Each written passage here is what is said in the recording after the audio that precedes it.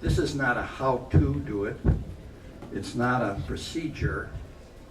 It's just simply a statement that all of us that care about the rest of the world, about our families, our friends, our neighbors, would normally say yes to, and say it strongly. But you have to study it, reflect on it, over and over and over again, because each time it has a different meaning. Here are the characteristics. 3 different authors. They're all coming off Greenleaf's work, which is extensive. And we have the Greenleaf Center has a website where you can receive a lot of that material. We also have a Wisconsin Servant Leadership.com, and there you will find all kinds of material as well, and 107 videos of people in this room that shared their stories. Here is traditional versus servant, if anybody has a question about that. So this is a very good reference. And Ann McKee is no longer with us, but she was one of the original people like us into the servant leader movement as a professional in an organization. Here's what we're really going to talk about that I think Tom and I agreed is very helpful. Top-down power model. Anybody not understand that?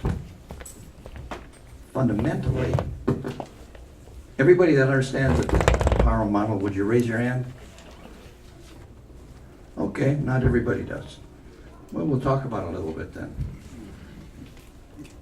There's a gap in power. It's authority. It could be a procedure. It could be somebody in charge.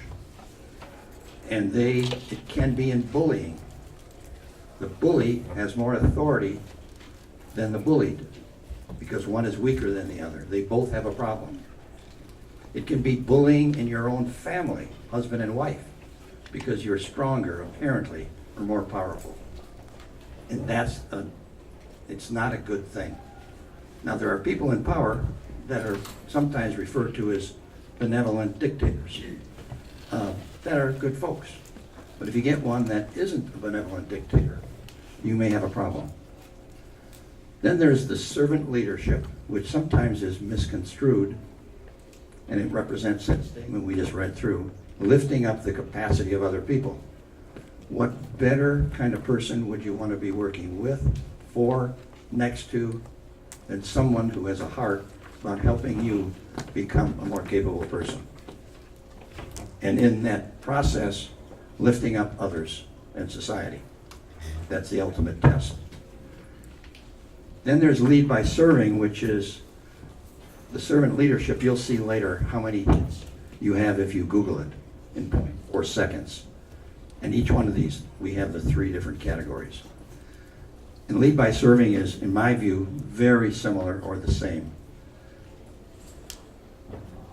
Servitude or serve, that's sometimes misconstrued. Some people will say, what, I'm supposed to be the servant of somebody else? What kind of a leadership program is that? That's sometimes associated with servitude, as in the ancient times. You are my slave. Or I pay you so much less, I control your life. You serve me. That's quite different than serve. This is not about servitude, it's about serving others. A simple way of thinking about it is lifting the capacity of others. And you all do it. I suspect everybody in this room at times does that and does it regularly. Light the way with simple metaphor. You basically, when you lift up the capacity of others, you give them a new light on life. And we can tell you some stories about that. Now, the other end of the scale is moral authority. This is somebody that doesn't need a position. They don't need written authority. They just go out and do what they do, and they're so highly respected that other people can't understand it. Some people who are in the power mode think this moral authority person is trying to control people somehow, and they can't figure it out. I will tell you that generally, in this whole process, this moral authority comes from people who have an open heart. There is a term in our vocabulary called chi. Now that's an Oriental term, but inside of us all there is something that brings us out and lights us up. How many of you have just listened to someone, and as a result of this extended listening, they were done and they said, "Thank you so much. I solved my problem." And you say to yourself, "Wonderful, but you don't have idea what happened." You legitimately were listening. They were empowered regarding their own journey. You reflected with them just by listening, and all of a sudden they were in a different place. How many of you have had experience similar to that?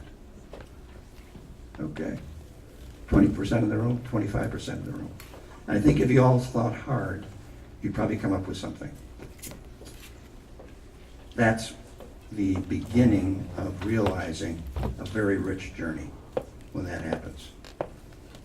A child, just you say hello to them, and you get down at their level and you say, "Hi, how are you doing? You're such a pretty young lady. Are you a princess?" And what do? First they question you because their mother might have said, "Never talk to strangers." And then after a while they start smiling. You lightly lit their day. Why don't you reflect on that? Well, I want to just get back to that whole power model. I talk to farmers a lot. I really love farmers. Why? Farmers always sit in the front. Two reasons. One, they don't get off the farm that often, and I mentioned that to them. They said, "No, the reason we sit in front is we can't hear." So I'm talking to this group of farmers, and they come in and they got their shoulders rolled up to their elbows. Any one of those guys are big guys. They could break me in half with one arm. And I said, "How can I serve you?" And the first guy says, "Teach me to be gentler and kinder." The second guy says, "I'll second that." Third guy says, "I'll third that." I said, "Gentler and kinder." Yeah. Old school. Yeah. My way or the highway. Yeah. If I want your opinion, I'll give it to you. Yeah. I said, "How's that working with you?" "Not very well." "What's happening when all your good young talents walk out the door?" And they just kind of shook their heads. What's really amazing is this: young people will not work for tyrants.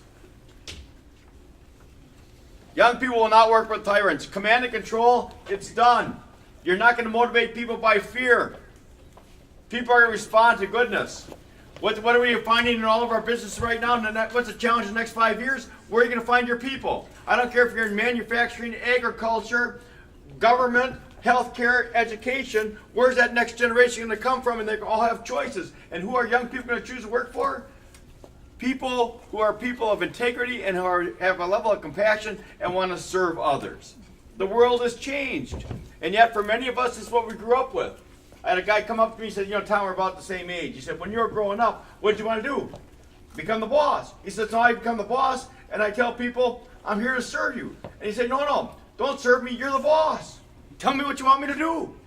How do we begin to change our thinking so that people do actually become freer, wiser, more autonomous, more likely themselves to become servants themselves? How do we begin to raise up the power of service? Isn't it amazing? All of you in your organizations spend all kinds of dollars on improving customer service. Isn't that true?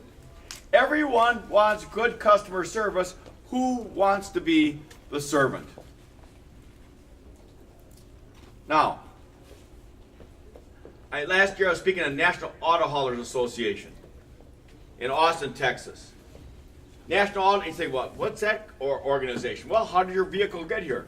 Manufacturers have to hire a trucking company then they have to hire drivers that are willing to carry about $500,000 of inventory on the back of their trucks across the states of Minnesota, Iowa, Illinois, Wisconsin in the wintertime. High levels of liability, high levels of responsibility. And I looked at all those truck drivers like I look at all of you. How many of you were born with a silver spoon in your mouth? How many of you right now are riding the gravy train? What was the work that your parents and your grandparents did so that we have the lives that we have today? My grandmother, 51st and Center, was a beautician. Walked the streets of Milwaukee. She took me downtown on the bus, and she walked to all of her customers, and she paid for all of her supplies. And then we get to the Maryland Hotel by 4 o'clock and you get a steak dinner for $2. And then we drive home and we walk again to her apartment. Hard working woman all of her life. Made my life possible. Isn't that your background? Aren't the people that you grew up with, weren't they in agriculture, manufacturing, small businesses? Worked so hard to serve us. So as I'm talking like this, the head of the conference of the association goes out and gets the hotel manager, who brings in all the people that have been washing our dishes, cooking our food, busting our tables, vacuuming the floor, cleaning our rooms, doing the laundry, cutting the grass, making all of us safe. All these people from around the world came in with their black uniforms on, and they stood there in front of us, humbled, embarrassed. Because so often good humble service in our presence never get recognized. All of you who have been a waiter or waitress, how many times have you spent a whole evening working and serving somebody else and they never even looked you in the eye? How often do we take other people's good humble service and work for granted? And here all these people stood like this, and all of the auto haulers stood up and began to cheer, recognizing the work that these good humble servants had done. And all these good humble servants began to cry, because so often they're unrecognized. Gallup organization, if you do good hard work on a regular basis and it's not recognized, it's more painful to be bullied or harassed. Because at least if you're bullying and harassing me, you're paying attention. But how often do we take the humble service of other people for granted? So when people say servant leadership, well, who wants to be a servant leader? Because it's predicated on, I'm here to serve. Here it is. If service is beneath you, leadership is beyond you. And that's why Greenleaf's work, although it's been from 1970, hasn't become all that popular, because it's against the current in terms of what we'd say would be popular. And he said this, once an idea becomes popular, it loses its power. So we're constantly trying to understand, and Dick and I in conversations with all of you, and we've learned from all of you, what is it like to serve? Jim, for the last 10 years, haven't we asked this question over and over again? How is it not only can I best serve my employees, how can I best serve our community? How can we best serve our family? And for those of us who are older right now, how do we best serve the next generation? Intentional, deliberate, and willful in choosing to serve.